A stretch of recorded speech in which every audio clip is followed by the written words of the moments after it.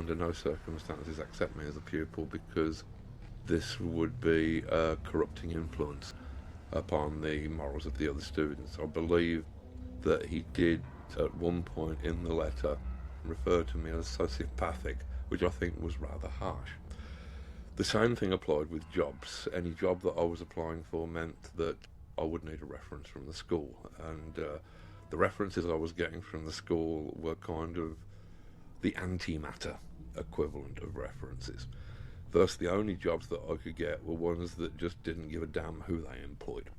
So I found myself working at a skinning yard and tannery at the bottom of Bedford Road in Northampton, which was probably one of the bleakest places that I've ever encountered, where you would turn up at 7:30 in the morning and drag huge, heavy, dripping sheepskins out of vats of mingled blood, urine, water and excrement. That the only relief from this was the concentration camp humour of throwing chopped off testicles at each other as a break to the monotony. And it was indeed monotonous. I was expelled from that job after a couple of weeks for smoking dope in the mess room, which really wasn't improving my career curve any. The next job I was able to get was that of a toilet cleaner at a hotel, and it more or less went downhill from there until I finally ended up as a comics writer.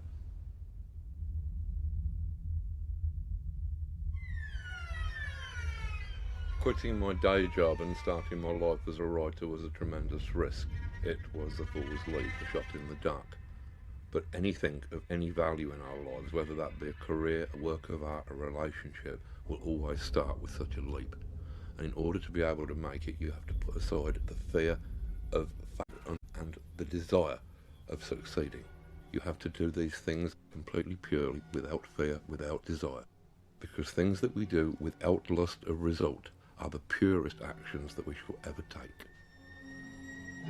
I originally, having delusions of adequacy as an artist, had both drawn and written some strips for one of the music papers and for a local paper. After a couple of years, I'd realised that I could not draw well enough or fast enough to ever make any kind of career from this. And so I'd started to look into the possibilities of actually writing comic strips for other people to draw. This had landed me a couple of early jobs at places like 2000 AD and the British Doctor Who monthly and weekly that were published around that time. I learnt my craft doing very short stories, 3 or 4 pages each, which is an excellent way to learn writing of any sort. Progressed to doing a couple of series where I'd got a little more say in the nature of the material and was able to take more chances, to be a bit more experimental. And these started to win awards in Britain, which impressed the Americans no end.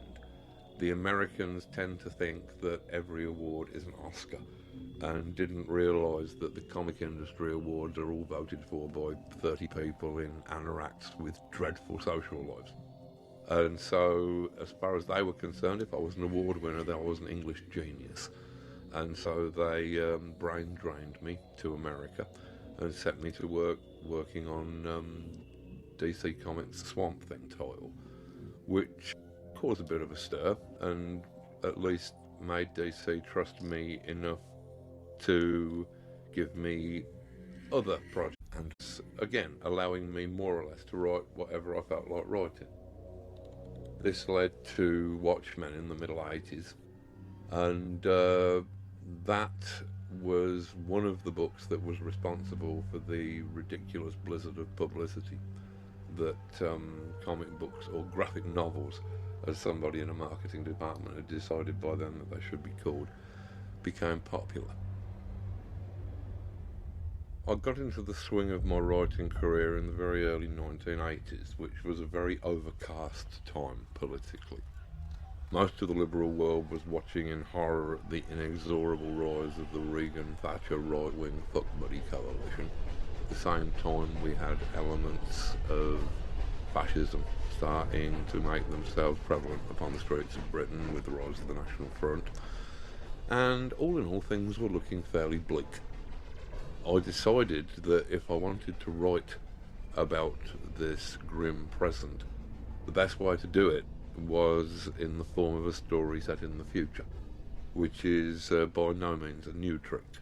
Most dystopian science fiction is not actually about the future, it is about the times in which it was written. And the script that I came up with, V for Vendetta, was no exception. This was set in what at the time seemed an unreachably distant period in the future, which was 1997, and Britain had been taken over by a coalition of fascist groups, with a very romantic anarchist adventurer set in opposition against that. To get over the idea of fascism, I needed some symbol that would convince the readers that they were looking at a fascist police state. The thing that I finally settled upon was the idea of security cameras mounted on every street corner and watching every move. I figured, yeah, that looks pretty much like fascism in action, and the readers were equally impressed, and apparently so were government figures who must have been reading it at that time, and decided that security cameras at every street corner of the metropolis was indeed just what we needed for the late 1990s.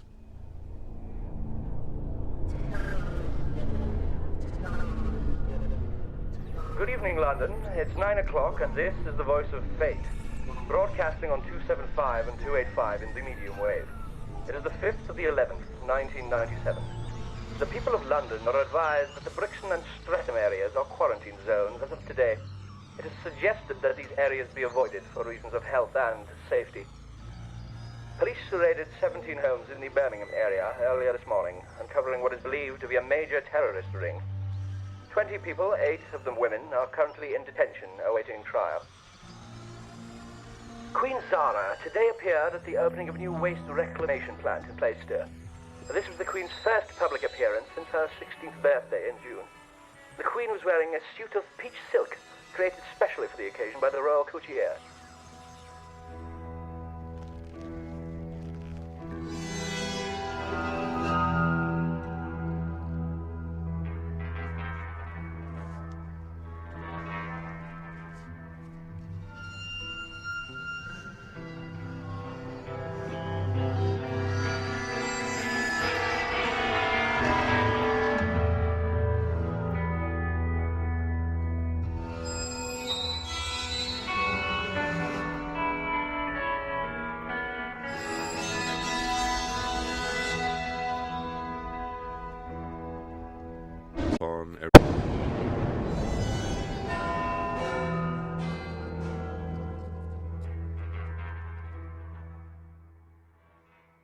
Watchmen also grew out of the politically shadowy landscape of the 1980s, when the Cold War was probably at its hottest in 20 or 30 years, and when nuclear destruction suddenly seemed a very real possibility.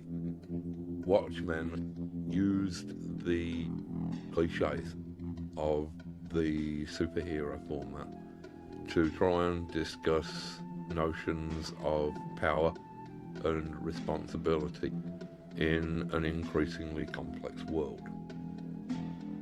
We treated these fairly ridiculous superhuman characters as more human than super.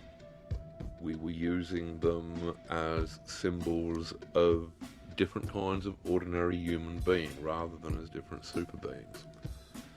I think there were probably quite a few things about Watchmen which chimed well with the times, but to me perhaps the most important was the actual storytelling, where the world that was presented didn't really hang together in terms of linear cause and effect, but was instead seen as some massively complex simultaneous event with connections made of coincidence and synchronicity.